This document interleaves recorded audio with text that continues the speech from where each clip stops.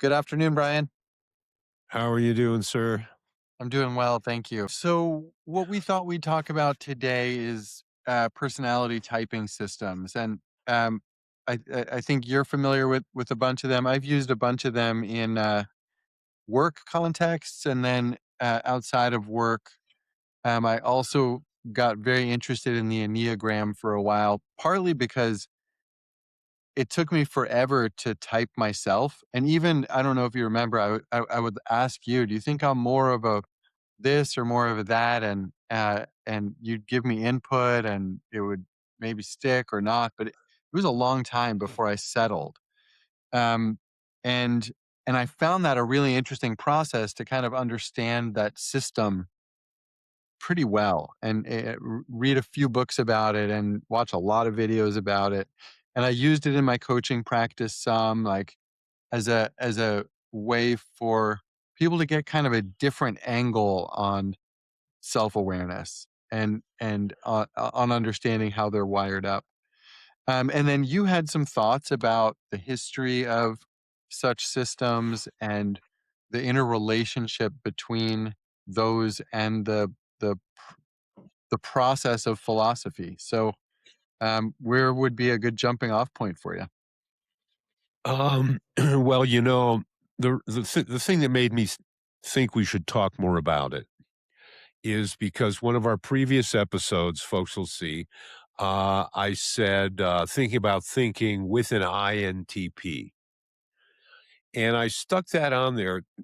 Nowhere in the episode do we actually say what an INTP is.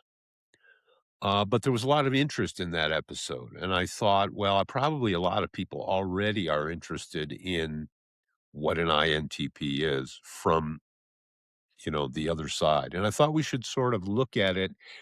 Uh, the INTP idea comes from a system that they call the Myers-Briggs Type Indicator.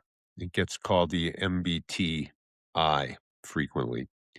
Um, but this idea goes way back. In fact, like a lot of the things that we address, it ends up going back to, well, easiest place to pick it up, and it's probably older, is around 400 BC, uh, with a character that many people know. Uh, they know him because whenever a doctor becomes a doctor, he's supposed to take an oath. And that oath is named after this character. His name was Hippocrates. And they take the Hippocratic Oath, which is to following, I think, one of the principles of Hippocrates, which is first do no harm. I'll say that again. The Hippocratic Oath involves the concept of at least do no harm. I'm not going to Don't say it even a get him third started time. on doctors. Don't get Brian started on doctors. Yeah. Yeah. But anyway, I'll let people rewind and play that part as many times as they need. There are people out there that need to put that on autopilot and have it playing in the back of their office. But anyway, so Hippocrates, what's interesting is there is all these systems are based on this idea. If you remember from our previous episodes, I have posed the ontological, phenomenological, philosophical landscape in terms of consciousness pops up, and with the arrival and evolution of consciousness, there is a distinction between an inside and an outside. And that grows into me or I and the world being the outside, me being the inside. And we immediately know, literally from day one, there's a transaction between those, there's a relation between the inside and the outside. Later on, philosophers come to challenge the relationship between the inside and the outside. And in fact, and some philosophical traditions also. We've mentioned this in some of our episodes, say with Dr. Hicks, that there are schools on one side of the highway that say it's actually all inside, and other schools that say it's actually all outside. There is no inside. And then there's schools that say, well, it's as if it's inside, or it's as if it's outside, but we don't really know where it is or what it is, right? And they don't get to these positions glibly. They actually come to these places through a process of careful thought. But the general topic seems to be that when an inside or an what Freud called an Ich, das Ich, the I, when an I interacts with an outside, might not even be possible for there, in fact, according to Heidegger, for there to be an I without an outside. So so I'm just pointing that this is what I referred to as the ontological goo, is that the distinction that seems so clear to us between inside and outside turns out to be a much gooier, less distinct thing. But so there's this idea that how the I meets the world is going to affect the experience that the I comes away with, logical enough. And that if we understand the ways in which that happens, we can start to work with it in a way to massage the outcomes. We can see where the seeds of future problems might lie, and we can try to steer things or develop things away from problem areas into future areas. So this began the idea that we refer to as typologies. When faced with this, some people do this and some people do that. When hoping for this, some people do this or some people do that. When afraid of this, some people do this, some people do that. This is the way these things typically show up. So back in the days with old Hippocrates, he had a theory that was based on 4 humors. When we say that someone is of ill humor, which is an old expression, we don't mean that this is a person that makes a lot of bad dad jokes. What we tend to think is that a person of ill humor is a person that's not experiencing a lot of harmony between the inside and the outside. And that idea comes from this idea of humors in a ancient Greek biological sense. So in Hippocrates' system, there are 4 humors. The most obvious one is blood, the liquid that the body depends on, and the personality that gets associated with an excess of blood is a personality type we call sanguine. And of course, the sangre is the blood part of that, the sanguine. Another humor is phlegm. When one has an abundance of phlegm, one is spoken of as being phlegmatic, which is another personality archetype. And then we have biles. Of course, what's going to explain everything? Biles. This is one of my favorite Spanish provechos. Él lo conoce, miel de, what is it? Él lo conoce, miel de miel.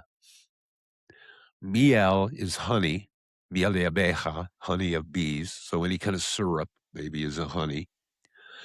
And bile, which, is another liquid.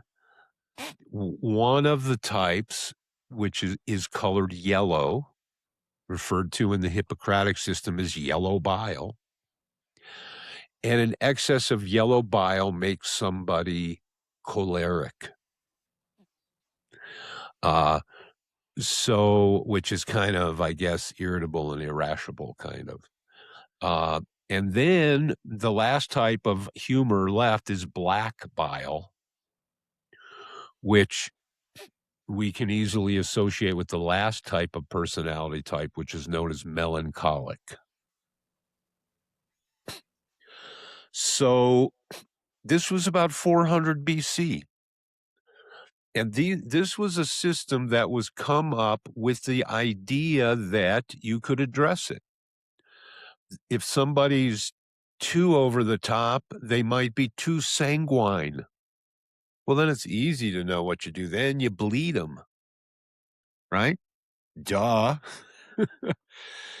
Or you might affect the food that they intake to affect, say, the balance of blood or black bile or yellow bile or phlegm. Uh, but in general, this system stuck around about 200 AD. It fell into the hands of a very famous physician known as Galen. And Galen took that basic system and refined it and added elements to it. I'm not super familiar with the Galen system, but I can tell you that the basic system lasted 2,000 years. Pre Enneagram, pre Big Five, pre MBTI, uh, pre psychology, or maybe you could say this was psychology in its day, the philosophy of psychology. So then you have people coming up. I think the next interesting one is named Wilhelm Wundt, Wundt. And he is considered, along with William James, as a father of psychology. Now, the thing about Wilhelm Wundt is he started breaking these, he saw the distinction as being between two poles, basically having to do, I think of them as amplitude and frequency. And so that shows up as how strongly one feels one's feelings and how rapidly they change.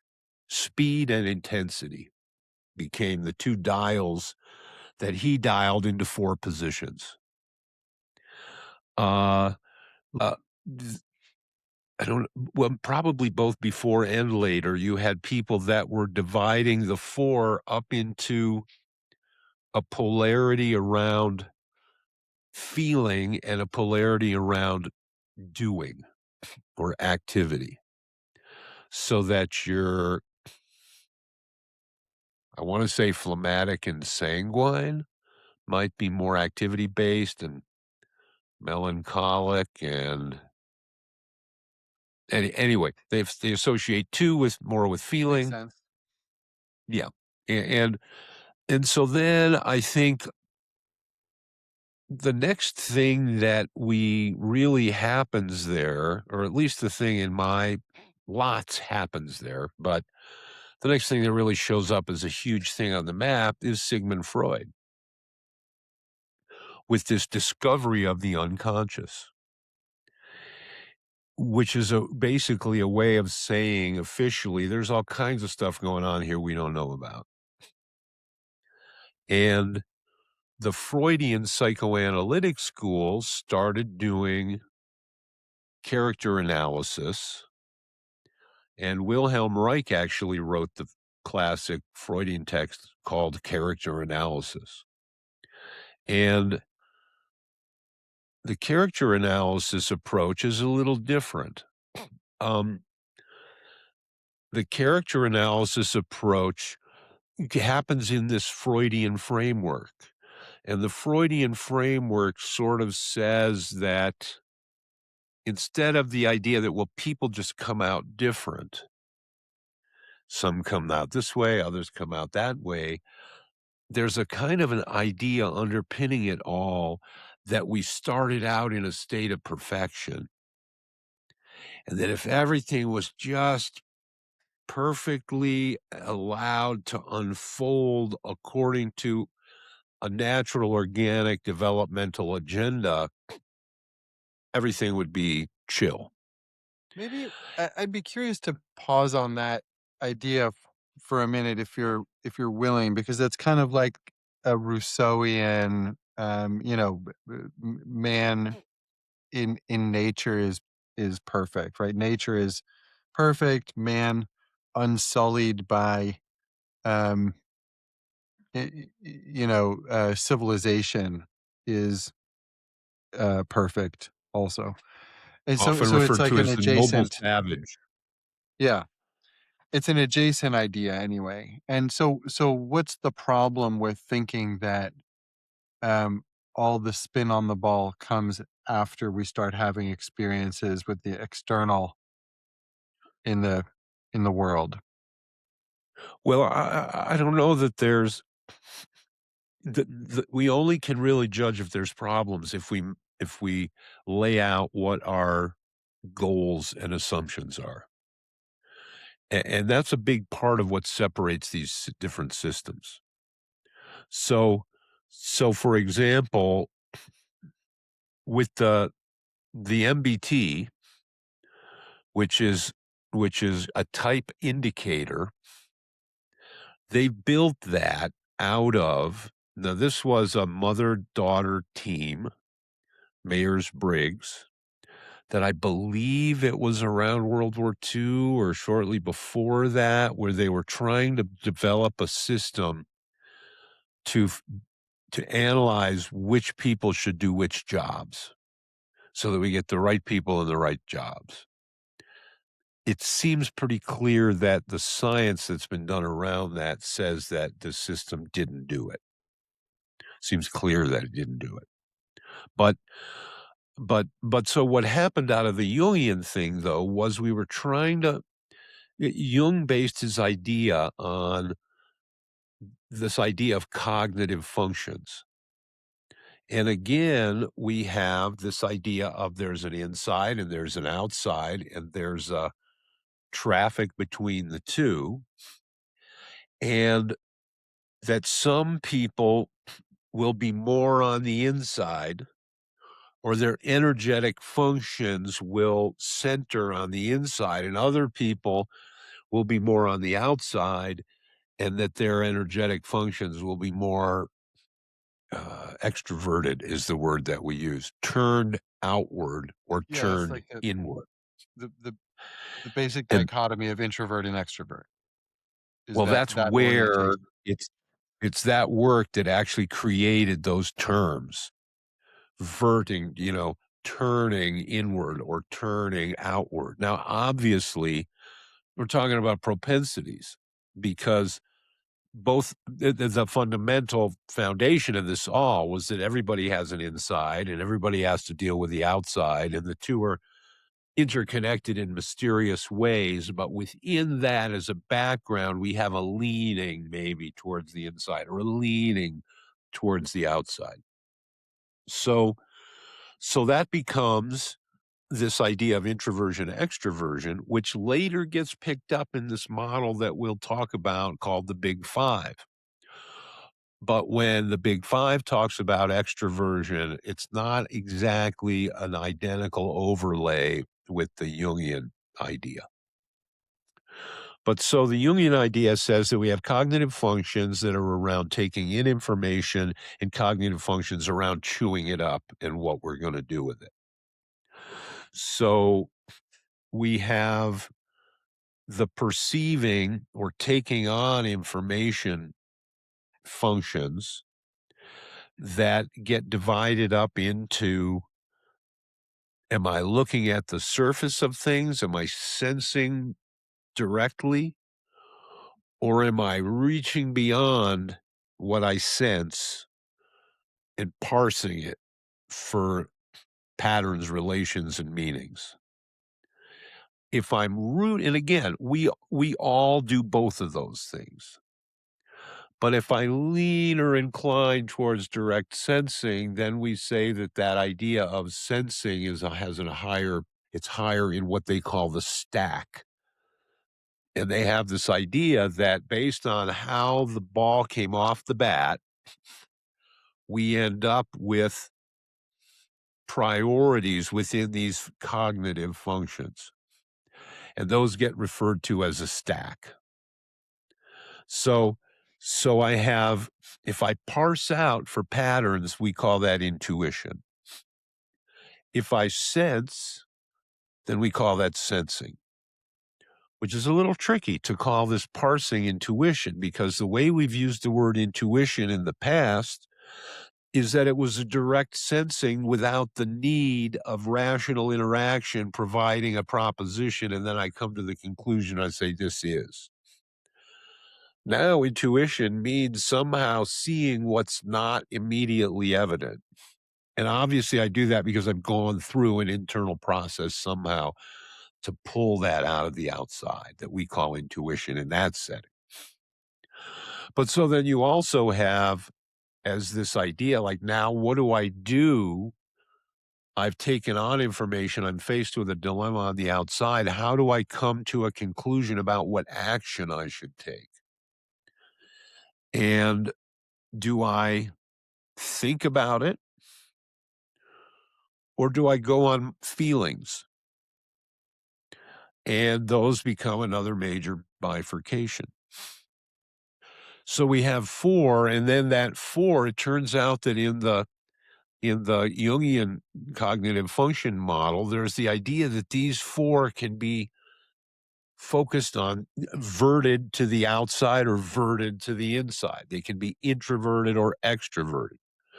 So if I'm sensing in an introverted way, I'm sensing all the stuff that's directly inside. And if I'm sensing extrovertedly, I'm sensing all the objects out in the world. And if I'm intuiting extrovertedly, I'm intuiting all the patterns that sit behind, if you will, the sense impressions. And if I'm intuiting internally, then I'm looking and sussing for those intuitive patterns in the direct sensing of my internal landscape. But then when I go to making decisions, now I've got the same thing. I have thinking and I have feeling. Well, my feelings can be extroverted or introverted. If my feelings are introverted, it's about what I'm feeling. If my feelings are extrovert, it's about what is everybody else feeling. How it's about reading the room, we might call that, right? If it's thinking and it's thinking that's extroverted, it might be in a very in a way that your thinking is brought out into the world. If you're focused on introverted thinking, then all this patterning goes on, or this pattern seeking and manipulating goes on internally, and it might get put out into the world as a leap because a lot of the work was introverted. It wasn't shown, wasn't on the paper. Uh, so that it turns out, according to the Jungian theory, we've got these eight then or four that can all be introverted or extroverted that get in a stack, and we have personalities that have a priority that they give these different places in the stack different functions. So they'll say, okay, the number one thing you go to all the time is going to be uh, thinking. So that'll be your hero, quote unquote, function. But then your secondary function, which is typically gets developed a little later in life when one has more encounter with the outside world, that they call it a parent function. And then I think the third in the stack is the child function. And so there's some interplay, obviously, between the child function and the parent function. And then you have the fourth function, which sits in a dichotomy with the The hero. hero function. And so the way those 4 top sometimes get described is your overused strength and your underused strength and your overused weakness and your underused weakness. It's a curious angle. And then you have the 4 that are down in the shadow, the 4 that don't show up in that Mhm. primary 4 stack. And then there's all sorts, so That's people, as you can interesting imagine, gone because every there way with this. is an implication that shows up in the Enneagram also that which might be one of the criticisms of such systems is that deep down, all of us are all the types. Whether they're Or they're organized between shadow and conscious or in the Enneagram as you develop, you become less and less identifiable as your type. Never completely, and more potentially identifiable as other types, or other people won't be able to tell what type you are because you're almost post type. Well, that has to do with the differences in the systems and how and the presuppositions that they make and how they apply themselves. So, for example, the systems like the Enneagram, like the MBTI, sh- show up as not that good at predicting results. Turns out they don't really tell us how people are going to behave in the future or where exactly they're going to thrive or not thrive. It turns out that, and we could say that maybe this is because this is a system that was focused on the inside, half of the inside outside dichotomy. Well, inside is subjective. That's what inside is. Uh, the outside stuff, well, we know what happens on the outside. Science is what happens on the outside. So science, the more scientific approach tends to be better at predicting outcomes. And for our purposes, that the system that's basically won that game is called the Big Five. The Big Five, they came to through a type of statistical analysis, a type of factor analysis, where they asked probably, I don't know, 20,000 questions. And then when they got That's the lots system of, that the type A comes from, right? That's the system that gave us type A personalities. well, I think they derive that. This is the system based on Ocean, that there's 5 characteristics that a person has, and that regardless of their types, now this is very scientific because they give you this test, and we know that what happened, the way they got 5, it wasn't somebody just said, well, the old systems are all 4, so let's make it better and we'll make 5. It wasn't that kind of thinking.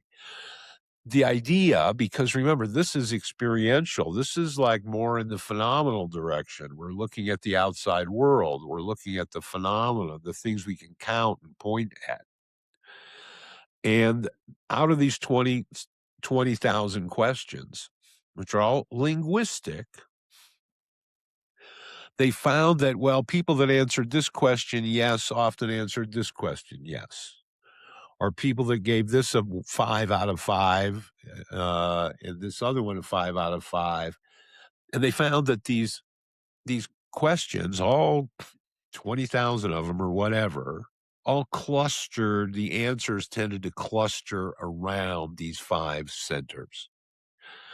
All the people that tended to answer highly on this factor also described it this way, described it this way, described it this way. So they came up with these 5 factors. That's the other thing. They'll call it a 5-factor model. And they use the word ocean as a mnemonic. So the O is openness to experience. The C is conscientiousness. The E is extroversion. The A is agreeableness. And the N is neuroses or neurotic tendencies. So, so one of the systems that the principles that we pull out of this that people make the argument are still there in the 5 is the extroversion introversion slider, if you will, and also the stability neuroses slider, which shows up as neuroses in that big five. But it all, it tends to show up. And this is one of the issues with the Jungian model is that it poses things as pairs. And the the big five model is more scientific. So they'll give you this test and they'll say, okay, you're in the 72nd percentile on openness to experience.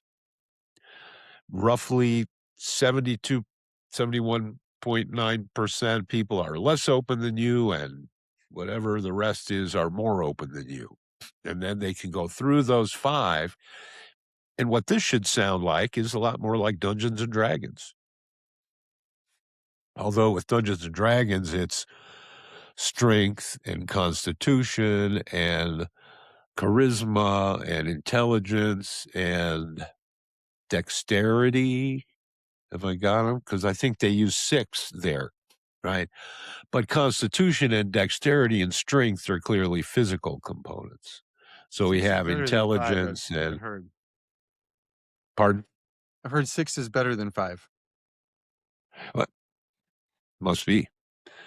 And but why do we do it in Dungeons and Dragons? It's because this idea gives us a foundation to try to predict what's likely to happen when the orc jumps into the room.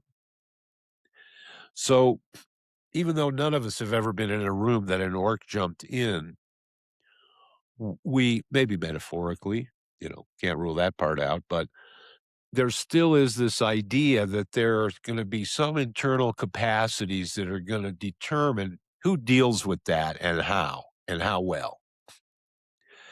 And your big strong guy, he's going to just bop the orc in the nose, and your intelligent and dexterous, your polytropos people, they're going to find a way to tangle the orc up in a bunch of fishing line or something suitably clever. And other folks who are extremely In its neurotic, own hubris, I think.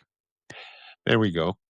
But those who are high in neuroticism, maybe they're just going to be cowering in the corner and the orc's going to win, you know. Or so so again, there's the same idea, even in the fantasy world, well, that somehow our the internal capacities that we bring, and the fact that D&D slides over into physical components is interesting because there's an argument certainly made within Chinese medicine and in the Hippocratic one that if there's something going on up here, somehow it's related to what's going on in the meatware. And which was an idea that was scoffed at. That's why the humor system kind of got thrown aside. But now we're coming to realize that maybe this mind body separation isn't the separation that we think it is. Maybe it's also got some ontological gooiness where they start to interpenetrate.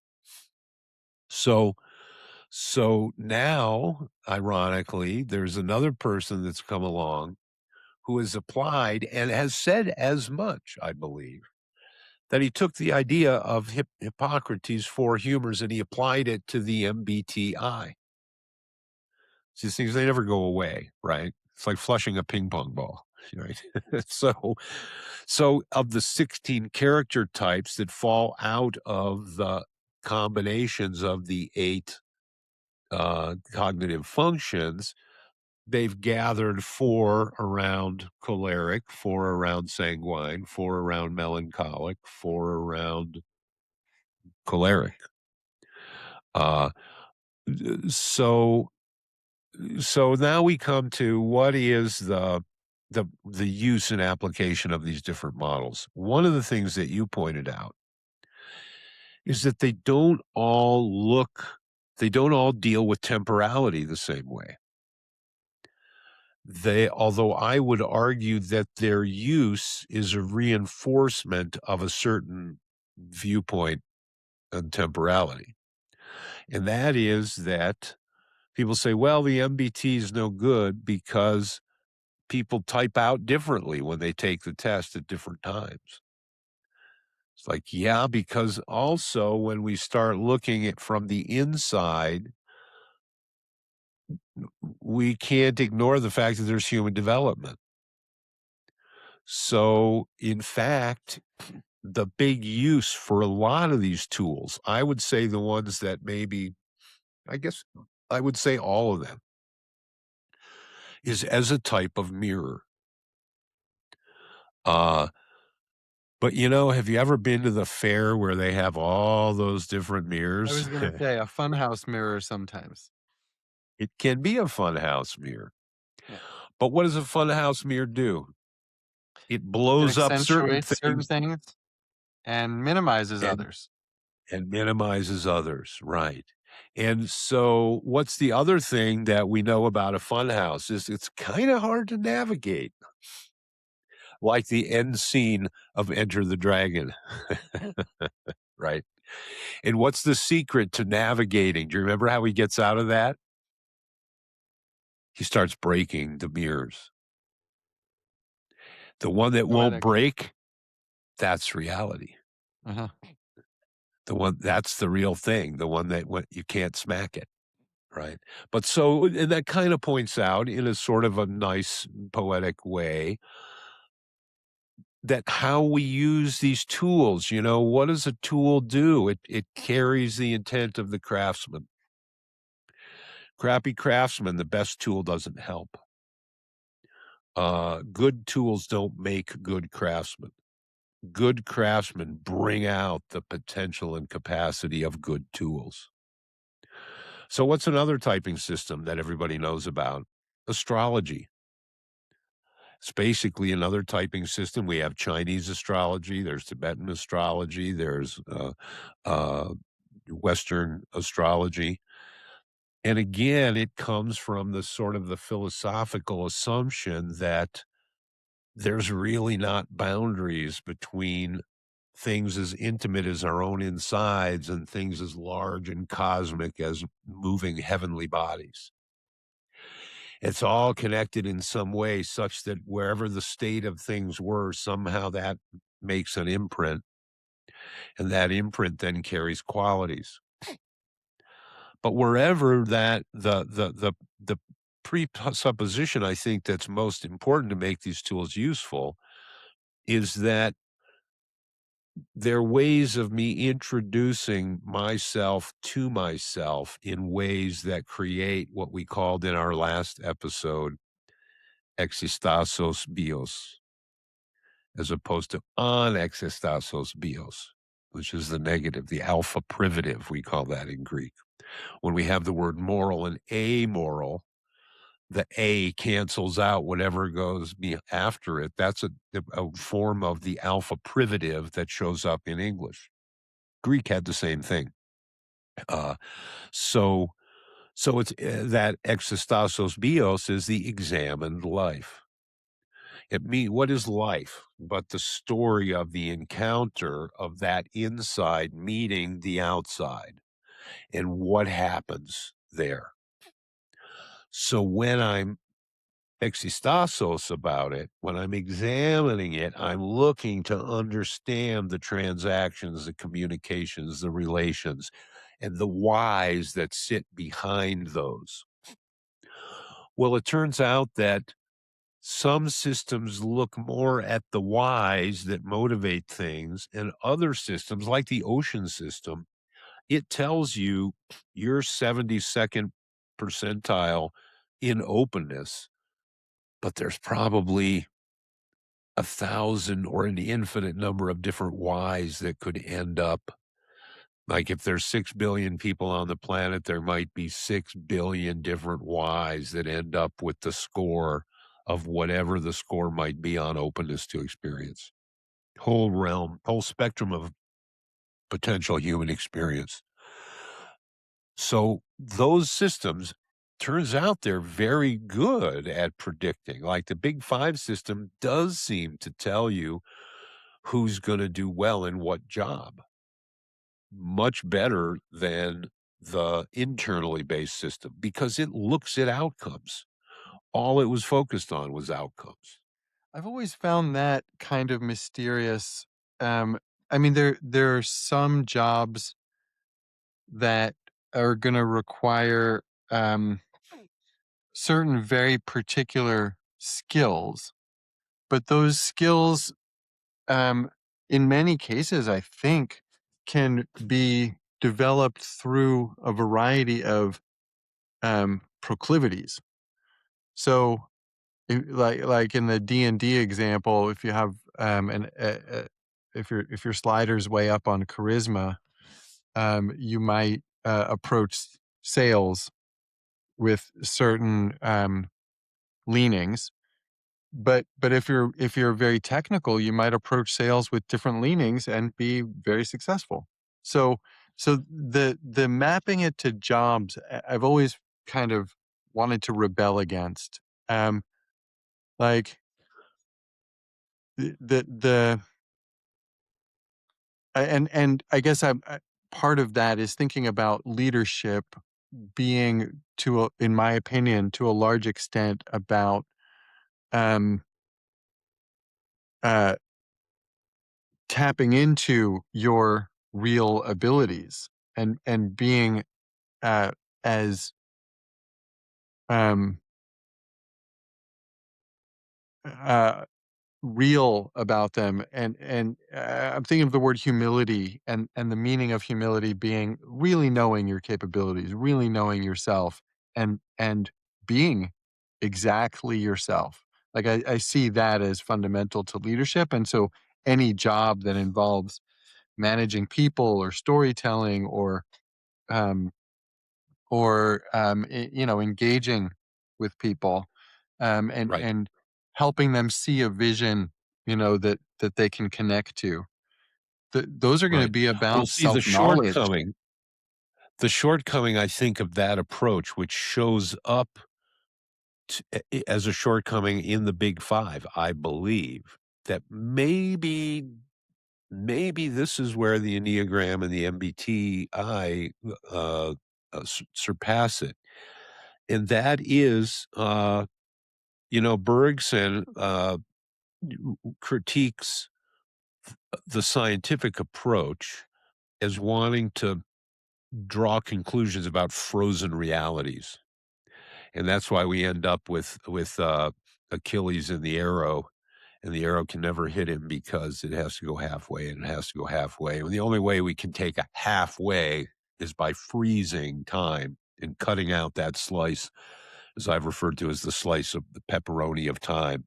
Just that piece, and we're going to let that represent. So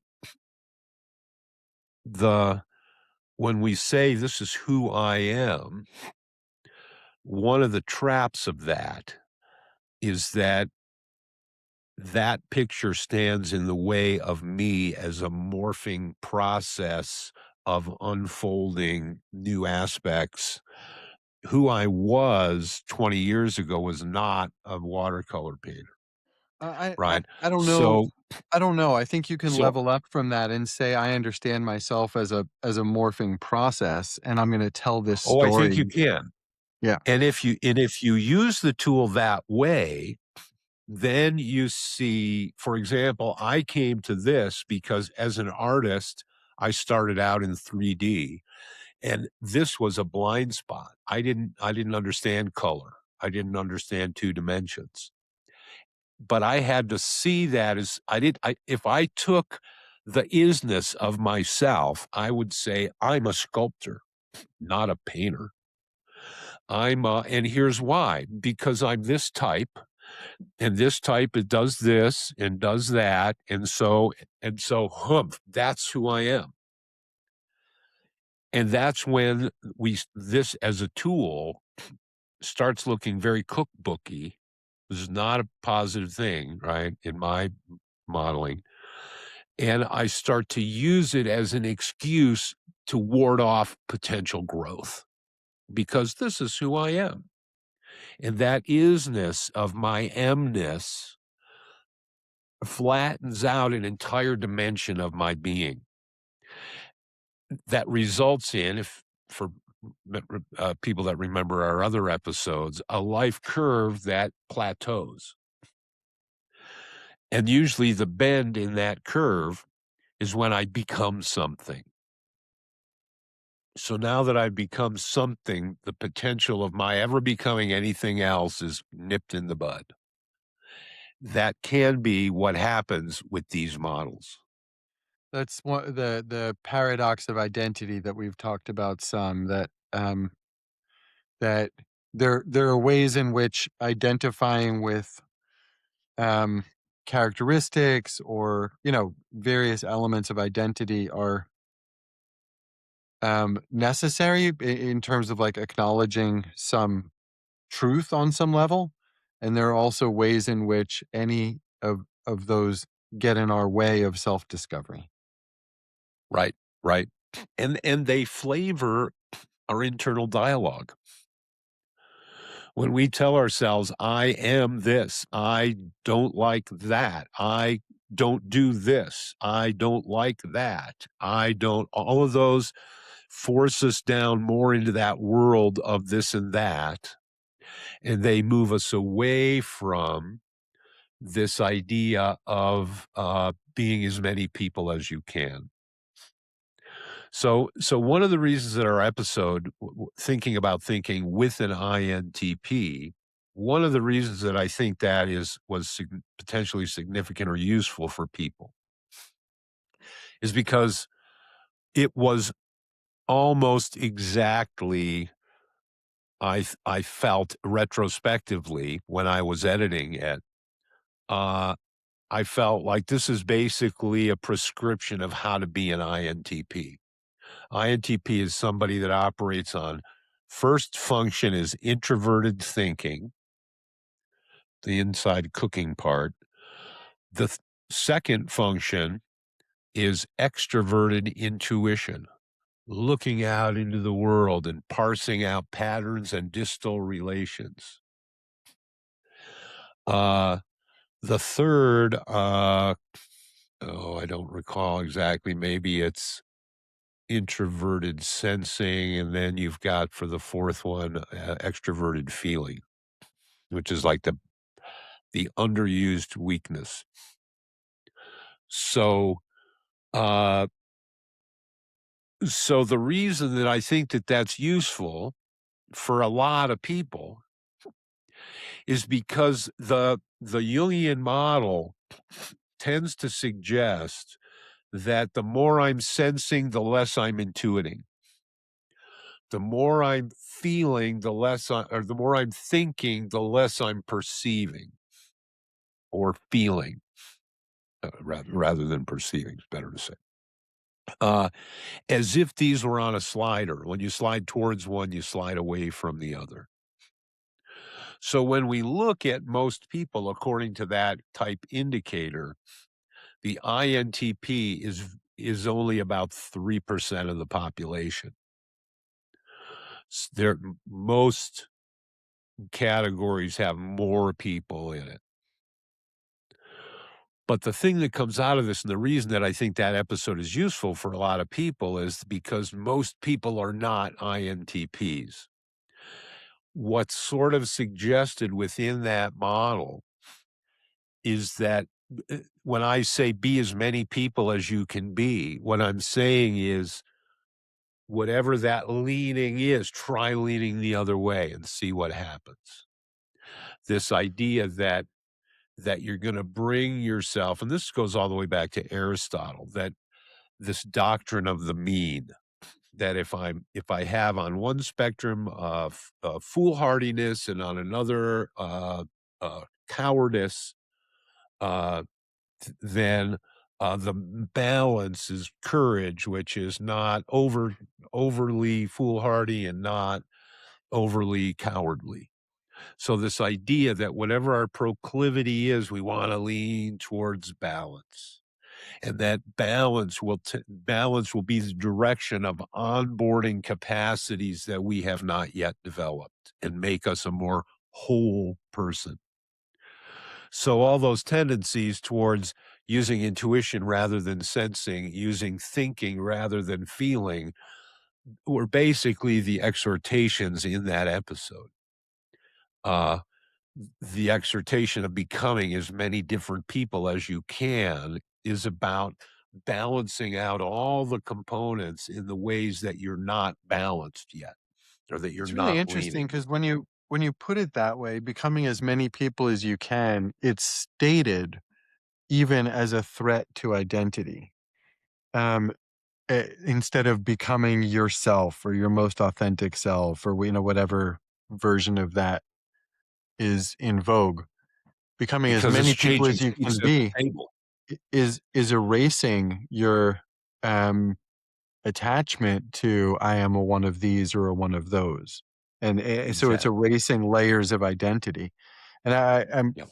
I'm kind of curious about the psychological implications of approaching life that way. I think I've done that in some ways, as I've especially in times of major change, where I'm definitely not one of those anymore, right? Um, but but yeah, I don't think I can't say that I walk around every day like trying to be as many people as I can be, and Well, maybe I'll and that try that deserves a on. footnote. That exhortation deserves a footnote, and that is The that, virtue, right? well, the difference between integration and fragmentation.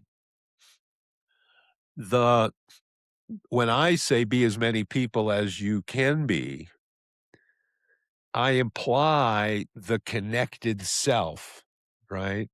Maybe this is Husserl's transcendental ego, the self that sits at the core of all experience that is whole. It brings these things, Do you think together as do you think opposed to it's necessary to have a strong relationship with that inner self in order to succeed in being as many people as one can be? Or do you think being as many people absolutely. as one can be helps reveal the true self and makes it more of an anchor? Or both? I think you need to be somebody before you can be everybody. Yeah. That That's interesting. being everybody That is built reminds on me of the being baby, somebody. the camel and the lion and the baby, um, being somebody before you can be everybody. Um, Yep. shows up in those images too. The Yep. Zarathustra. Yeah. And if you think of our big table with the phonograph, the record player sitting in the middle, I can't sit in another seat until I get up out of the seat that I'm in. And that's where it's like, do I let go of who I am to become this new person? And you because usually there's a lot of rubbing that goes on when I go through that because like for me, for example, I pretty much every major chapter seemed to be a challenge like that. When I first became involved with martial arts, I was the kid who had glasses and was studying Latin and I had people taking my lunch money away. And I thought this is who I am. So I'm going to onboard some brains over brawn technology because that's what I thought martial arts was. I thought smartness could trump physicality if it was smart enough. So the idea wasn't that I was going to change me. The idea was that I could learn something clever. The same me could learn something clever and get a different result with the world.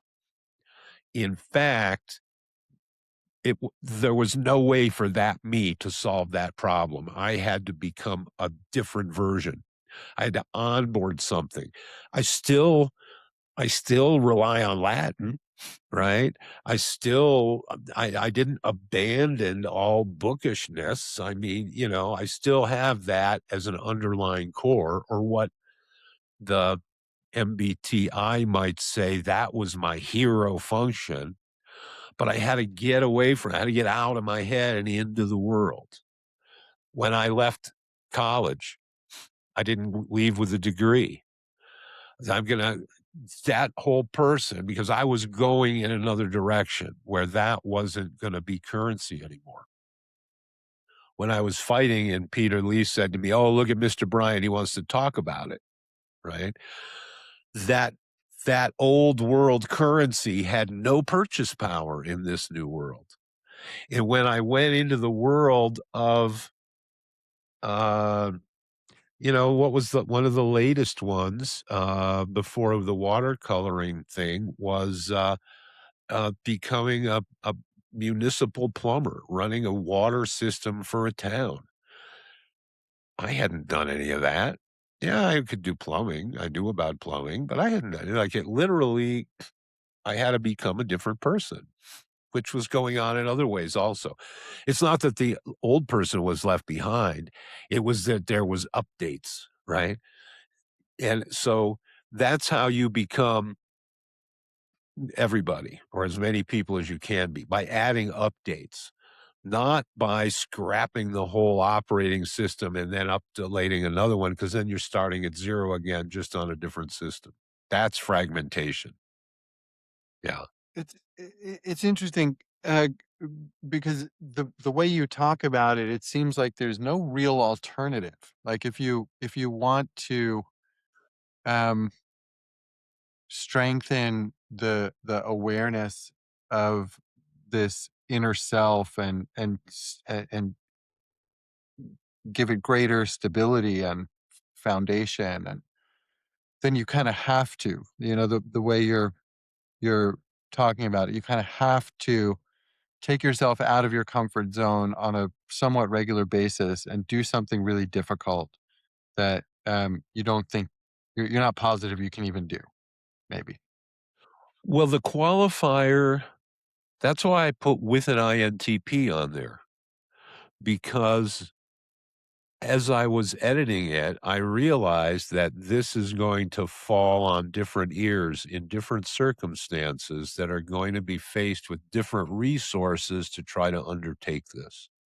So So it's it's not gonna mean universal advice with the footnote of fragmentation versus integration. This is just for I think some I people. think that no, I think that there is a universal core Okay. in there, but by the time you get to it's gonna show up different in each setting. Which is a theme, right? Variations on a theme. Doesn't mean there's no theme. Means that everything is a variation that no two will exactly overlay. Uh, for example, poetry can mean something different to everyone. Yes, in fact, not only can it necessarily will. Does that mean that any particular poem can mean anything? Absolutely not. Doesn't make any sense to jump That from would the be very first to the second. postmodern of it. That's the danger of postmodernism. Yes, there are different truths. The reality you experienced when you were 5 wasn't false because now you're 50. Your model refined, your resolution refined. Yeah, there were a lot of false parts to it that have been updated since, but those were the faults of a low resolution model.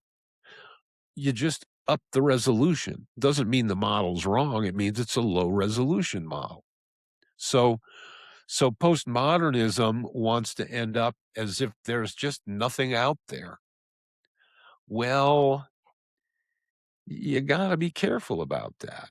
It reminds me of Douglas Adams, the writer of Hitchhiker's Guide to the Galaxy, when he was writing about giving advice to writers. And this is exactly the device that I think Foucault and Derrida needed to have that they didn't hear or couldn't integrate. It was before their time, after their time, rather. And the advice was, if you're familiar with Hitchhiker's Guide to the Galaxy, you'll know why this is the advice. The advice was don't destroy the entire universe in the first chapter. You're going to need it later, right? And the reason was because, as he explained, is like if you destroy the known universe in the first chapter, you're in danger of losing everything that a human can relate to. When you create a world with no meaning, just nihilism because I'm unhappy with things. So the universe has no meaning. Well, you've just basically destroyed the world in chapter one, and you're going to need it later. That's the problem that always comes back and bites the hyper postmodernists in the ass, known as reality, right? It's like, yeah, you can talk your way into this hyper subjective fantasy world, but in that world, like the world of God, there are no bathrooms and no restaurants. You're going to need the world. So that's, to me, you know, that means you've hit the guardrail and flown over it. You can't even get back on the highway from there. At You least need you a got some friggin' tow sparks. truck. Some sparks going on from the Sparks, friction on the twisted guardrail. metal, and maybe a fire, you know? And look at those people and look at how their lives came out. You know, it wasn't as bad as Heidegger ending up a Nazi, but it was almost as bad, you I don't know? know how, Derrida and Foucault ended up. I thought they were, like, pretty highly regarded, um, throughout their, their tenures. As far as I can tell, their internal worlds were wreckage. Yeah, I don't know what I their would not personal lives were want like. to I would not want to live Foucault's life, even if it made me the most quoted philosopher of the modern world. Yeah, yeah. Uh, because what is it for a man to gain the whole world and lose his soul? There is no soul if there's no meaning, right? But this just sort of shows that we're at the place where the pendulum swings back. Because how do you say that there is no meaning? It's ridiculous. It's fundamentally ridiculous, right? If you You mean really that believe just by virtue of being able to say there is no meaning, you're if demonstrating you a meaning. really believe there is no meaning, then shut the fuck up. If you really believe that life has no purpose, why are you bothering me? Why are you Go breathing? do the thing that is the obvious conclusion of your statement. This is an example of propositional knowledge I'm just that gonna is hang out and annoy you. dispositionally so fucked up. It's dispositionally so fucked up. I don't care about the truth proposition. You have floated so far from shore, there's no helping you, right? And Well, and I think that one knows a tree by its fruit, if nothing else, which points to, I mentioned that Wilhelm Wundt was what considered a father of psychology. The school of psychology that he was associated with is known as structuralism. And again, William James, who was a good buddy with Bergson, kind of looks at structuralism and critiques it the same way Bergson critiques a hyperscientistic, as opposed to scientific, hyperscientistic worldview. And he says you've chopped things up into unrealistic pieces and you've created things where there are only processes. There's only there's verbs. There's no nouns here. You keep making nouns out of these verbs. What's wrong with well, you, restaurants right? and toilets are nouns. And that's why exactly. But that's why William James, his school of psychology becomes known as functionalism.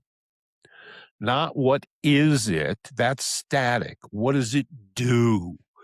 What is it as a process? What's happening here? What's going on? Not what is. Those are fundamentally different questions in their relationship to temporality. And that's a fundamental shift. The Bergson's critique of Zeno is a critique of his relationship to temporality. You're messing up time, and that's why he had a famous conversation with Einstein about time.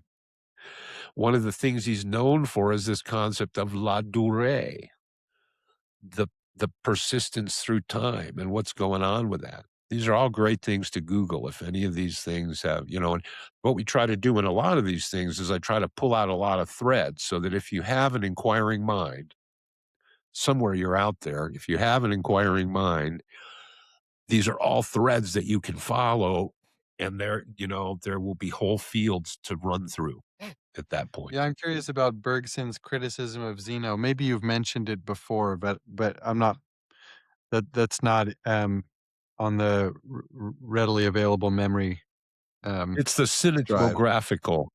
If you remember me struggling to say the word cinematographical many times, it was that idea that here's a living thing and we point a camera at it because the movie camera was a brand new thing. And what's the film that comes out? A bunch of stills with this idea that if we play these stills fast enough, they will go quicker than what's known as the persistence of vision. It's like the fluorescent lights going on and off so fast that as far as you're concerned, it's always on.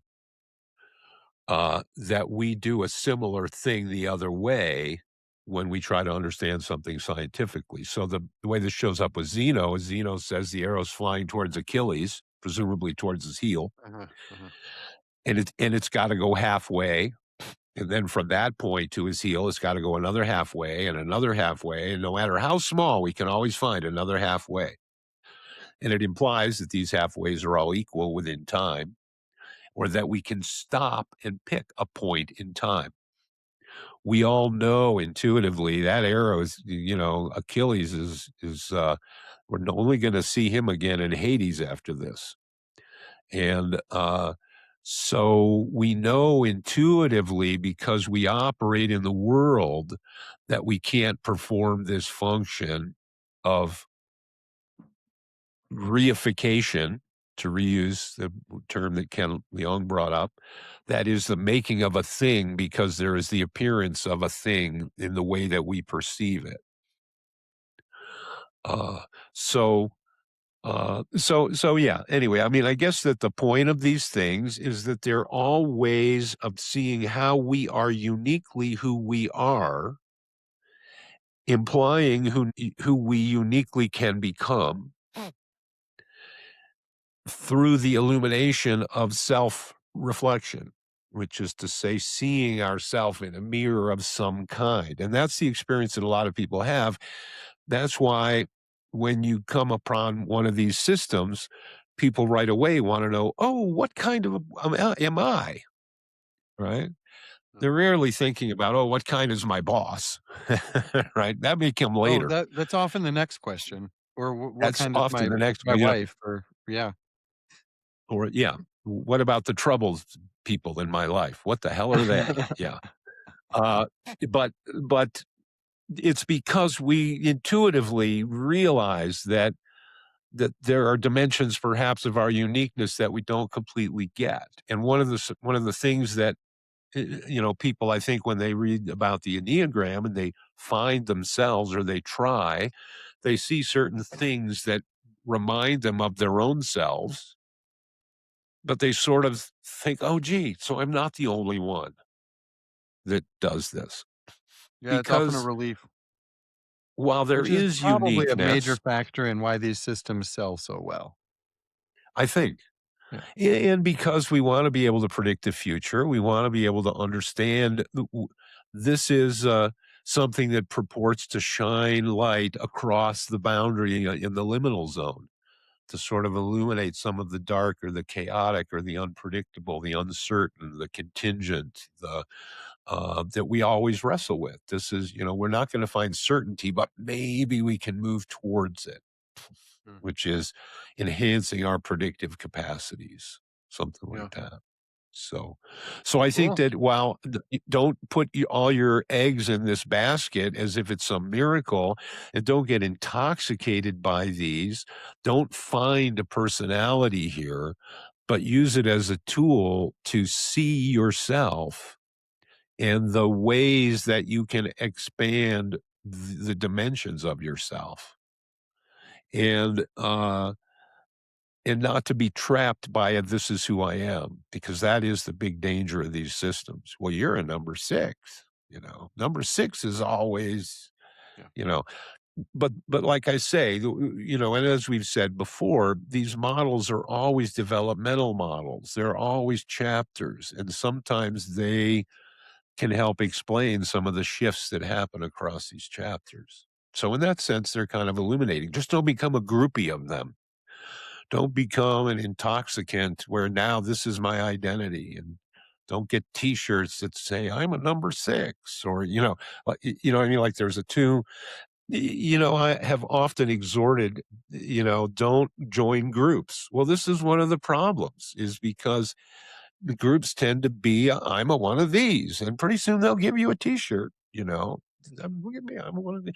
And if it's like, yeah, I'm a watercolorist, but I'm also a plumber, and I'm also a guitar player, and I'm also, uh, if it's adding, that's fine. If it's restricting you, or if you feel that it's giving you an identity, then you need a different approach to this somehow. You already got an identity. This is just to help reveal it and to help expand it. But it's not a prosthesis for a personality, Hmm. right? So, yeah, that's my caution. Cool. Well, thank you, Great. Brian. Um, yeah, there were a couple of nuggets in there I'm going to go chew on, and I'm going to see what being a different person for the rest of the day might look like. Try it on. Sometimes a Cool. funny hat helps. Yeah, yeah. I'll, I think that's always a good start. Good. Well, talk to you soon. Good luck. Yep. See you next time.